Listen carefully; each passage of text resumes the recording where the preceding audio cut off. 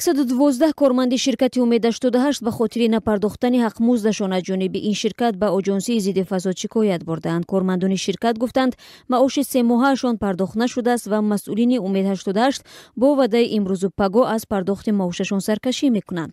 Қазияи ширкати Умед 88 яке аз се ширкати бузурги воридкунандаи маводи сӯхт ба Тоҷикистон давоми беш аз як моҳи ахир идома дорад ва ду раҳбари аршади он низ дар боздошт мебошанд. Як манбаи боэътимод дар Оҷонсии назорати давлатии молиявӣ ва мубориза бо коррупсияи Тоҷикистон дар суҳбат ба радиозудӣ гуфт 112 корманди ширкати Умед 88 ба хотири кӯмак дар дарёфти маош ба ин ниҳод ариза ворид шудааст. Кормандони ширкати Умед 88 мегӯянд ҳар яки онҳо ба ҳисоби миёна 780 сомони маош дарёфт мекунанд ва ҳақмузди ҳар яки онҳо барои 3 моҳ бештар аз 2300 сомониро ташкил медиҳад. Кормандони ширкати нафтрасони Умед 88 дар ҳоле аз напардохтани маошашон аз сӯи ширкат ба мақомот муроҷиат карданд ки тибқи иттилои ахир фаъолияти Умед 88 пурра қатъ шудааст.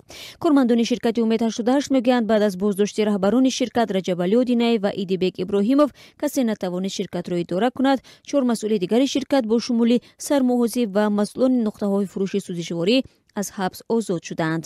Ширкати Умед 88ро дар соли 1996 соҳибкор Раҷабалӣ Одинаев таъсис дод. Ин ширкат маҳсулоти нафтӣ ва гази моеъро аз Қазоқистону Русия ва Туркманистон ворид мекард ва беш аз 70 нуқтаи фурӯши маҳсулоти нафтиву газии ширкати Умед 88 дар саросари Тоҷикистон фаъол буд.